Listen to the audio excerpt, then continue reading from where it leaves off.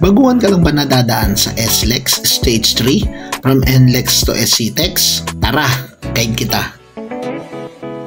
Pag kaliwa mo ng Mindanao Avenue, ito yung Smart Connect na toll gate papunta ng NLEX.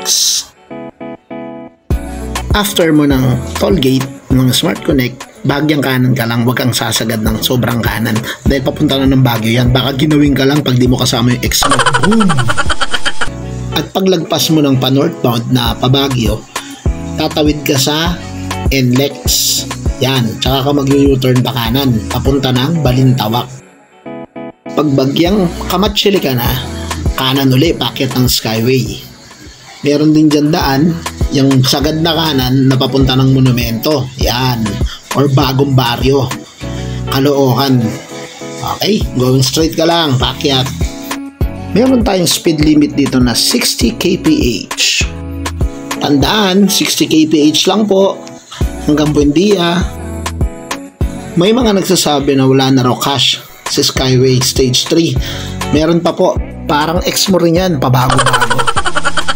Ang unang exit ay A. Bonifacio, Balintawak, then C3, at ang susunod naman ay ang Quezon Avenue, Araneta, at E. Rodriguez pa.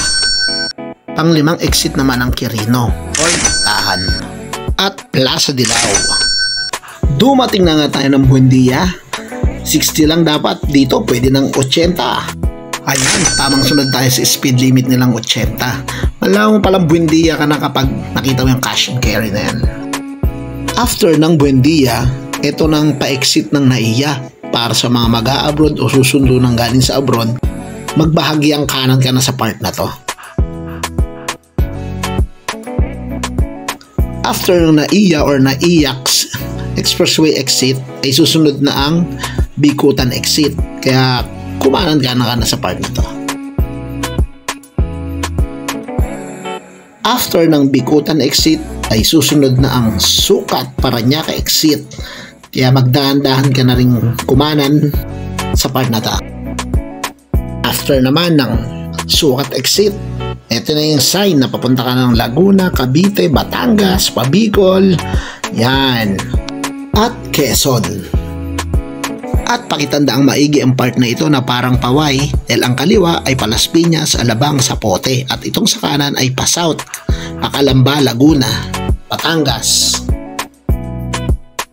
At dumating na nga tayo sa end of expressway. Ito ang natawag na lang Muntinlupa. Sana ay nakatulong ang video na ito para mapabilis at mapadali ang inyong paglalakbay from NLEX to SLEX. Maraming salamat. Mabuhay!